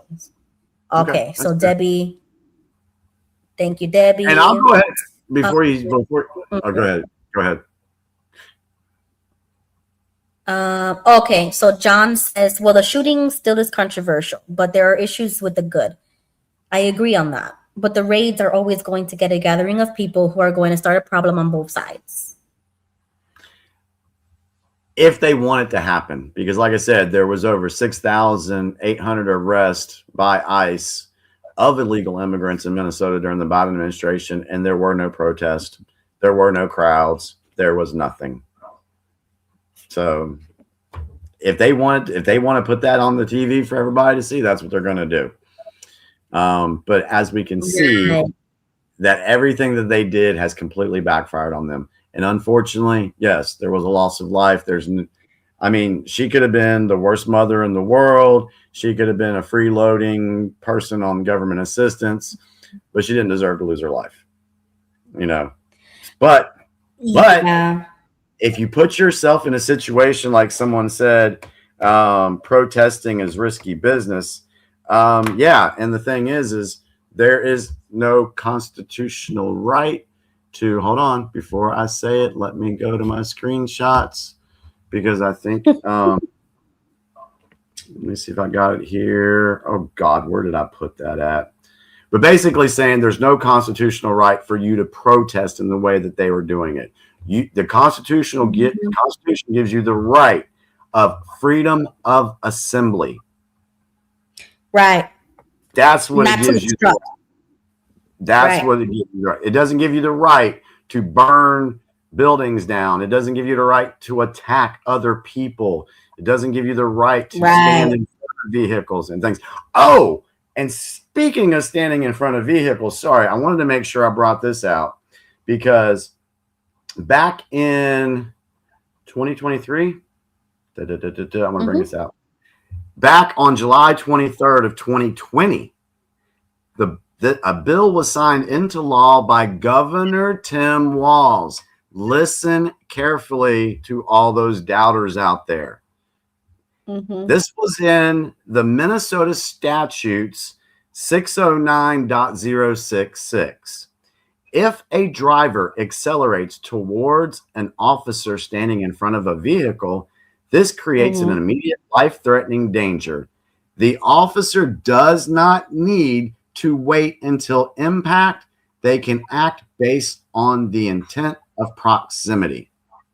Right. That is a Minnesota law. So apply that the way it needs to be applied. Other than that, that's all I got to say about this shooting. That should be a law in every state. I mean, that's what I would call common sense laws, okay? And if you are doing dumb stuff like that, then I would disagree, and I would say you do deserve it. When you're breaking the law and you get shot, you deserved it. Because it's not like you were at the wrong place at the time. No, you wanted to be, planned to be there, and now you got shot. So like there's no excuse for that in my book. There's no excuse for it. You deserved everything. So sorry, but unfortunately, she lost as she wanted to. Yep. Yep. Exactly. So exactly. Because if she didn't want that type of smoke or interaction with the police, she would have never been there. So she wanted chaos. You see, they want that clip, and that's girlfriend was over there recording. They want this. They want it. They probably weren't expecting. They want it. Yeah. And there's so much more that we could have talked about this. We could have dove into all the, situations with the car and this and the police and that and her the GoFundMe page that was, we could have, but we didn't want to talk about all that stuff. We wanted to show the reasonings why this happened and how it has just the bigger picture. Yeah. We want to not talk about all this trivial stuff. So, but I think we can say that, this should have never happened. And we blame those who were not following constitutional law. It's pretty simple. Ruby, I think we need to, I think we need to just wait on the news blast because it's like 10:52. So. Okay, no problem. Yeah. Okay, so whatever you have, save it for next Tuesday so we could do the news earlier at the front, at the front end. And then I want to do Greenland, Iran, anything else? I wrote down Greenland and Iran. So that's what I've got written down. And I'm going to do some personal research. Oh, yeah. Write down Fishback. He's running for governor and he is causing a ruckus on the internet. And I am loving every second of it. He's actually getting me excited about politics again. Like I would vote for this guy. I was a little black pilled a couple weeks ago when I kind of told you guys like I don't want to vote no more. I might deregister. That was a while back, but I am white pilled again. I am ready. I am thankful for Fishback. So I got my eye on this guy. If we're going to promote you to a true digital soldier, we need you to hold the line, sweetheart. Yo, sometimes I'd be like, you know what? Forget about it. I don't care no more. America's going down the drain. We need a dictator at this point. I don't care no more. Like, we need a king or a dictator. Let me spill my coffee. Dang it. Hang on, I got to get a napkin.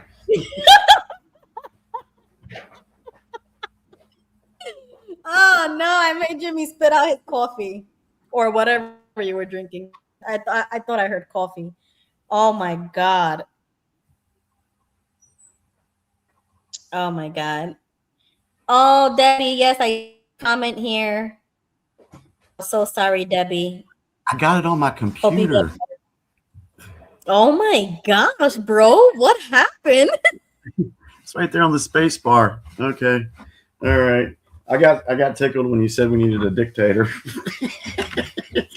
Yeah, for real. It's like all these people who complain that Trump is a dictator or, like stupid that my response would be, I wish he was. I truly wish he was America First king at this point because a king or a dictator would never let this happen. You know what I'm saying? Like a true leader who loves his country and his people and his nation and his culture, But I'm stuck here. I'm stuck in America. I'm stuck with these politics. I'm stuck with this corruption. I'm stuck with it. So I gotta work with what I got. it's just going to get so much more fun over the next couple of weeks, months ahead. We're just getting started. This is going to be, I'm telling you, it's going to be fun. It's going to be crazy. But do we have any last thoughts? Because I'm ready to wrap up tonight. And do you have our outro song ready to go? Go to my YouTube channel. Oh, that's right. That's right. All right. So then before I do that, you got to put on the list the apostate video that I want to show. Look, I spit all over so you the have to write list. this. It's got Oh my god. Oh my god. What am I putting on the list? Oh my god. I almost forgot. The video from the Great Apostate about the UK, Britain. So there was some stuff going on in the UK and their military videos from like years ago. Oh my god, that was too much. All right. Well, folks, if you want to keep up with everything that Ruby and I are doing, go find us on X. Yeah. If you don't know where to find us, if you want to join the chat that we have on X, it's called the Big Picture Chat. Let me know, and I'll invite you to that, where you can share things that are happening as in real time. You know, because we have been talking about this stuff throughout the week. We just didn't go public with it because we wanted to make sure that when we went public with it, on our feelings and thoughts, that we did our due diligence to do the research and to bring you guys valid information that can't be debunked. So that's what we try to do, bring you real information. So I hope you guys really enjoyed this evening. So, but that's all I got. Do what? I got the links in the description of your X page, my X page. I always give a fair warning. If you're gonna see me on X, be prepared. Okay, you will be shocked of. I tone myself down for YouTube just so that I don't get a strike. But if you really want to talk about politics, meet me on X, because that's where I can get real, nitty gritty. Okay. So I got the song. It's called The Outrage Cycle. So this is another made is it in the UPC album? It is not. I actually just did this song a couple of days ago, and I just posted it on my YouTube channel. I haven't put it in the playlist yet, or maybe I did. But if I haven't, I will. Because this song, this song, if you guys listen to it carefully, this describes the type of people that we've been seeing on the news this past week and all over social media. So, and it's called The Outrage Cycle. And I guess we'll just say good night to everybody. Say good night to everybody, and thanks for watching. Definitely. Good night. Yeah, thank you for coming. Hopefully next Tuesday our regulars will join the stage. Be here like 9 so that you could join. You know what I'm saying? Like join as fast as possible because we want to hear your thoughts and stuff like that. Yeah. We appreciate you guys. We love you very much and hope you have a great week. Yeah. All right. I'll see you in the chat, everybody. I'm going to play the song and I'm going to put us in the back.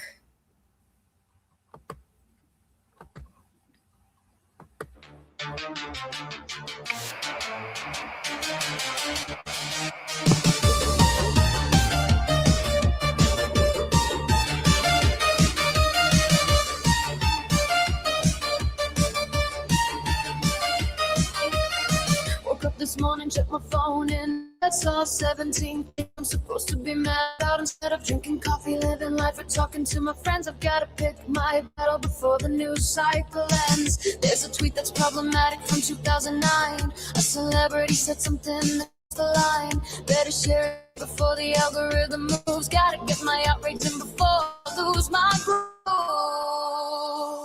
It's the outrage cycle. Round and round we go. Mad Monday, forgot it by Tuesday. On to the next. We're also angry and greedy. But by Friday, can't remember what brought us to our knees. Oh, the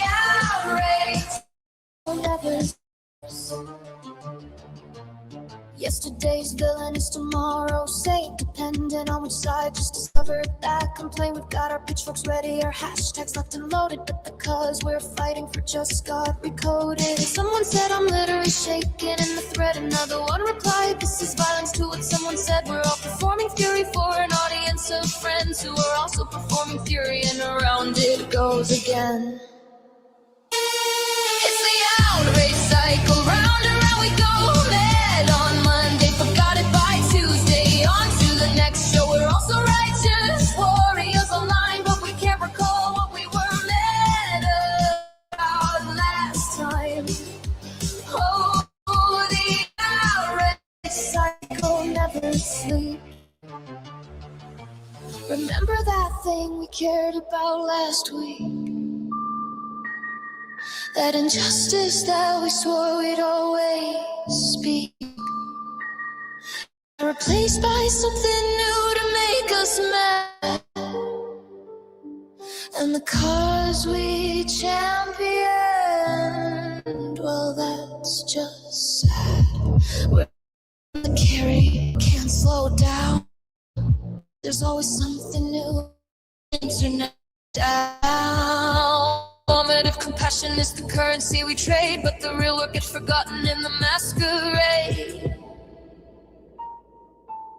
Now I'm not saying that there's nothing worth the fight, or that calling out justice isn't right, but when everything's a crisis and nothing's ever fine, we're just hollering into the void most of the time. So maybe take a breath before you hit send. Ask yourself if this is how you want the day to end, cause the outrage industrial complex wants your soul, and it's feeding off our anger to fill that gaping hole. It's the outrage cycle, out of control. We're addicted to the fury, it's taking quite a toll. Tomorrow there'll be something new to make us scream and shout, but today's emergency, we've already forgotten what that's about. Oh, the outrage cycle never sleeps. No, the outrage cycle never sleeps. And we're all too tired to count the sheep.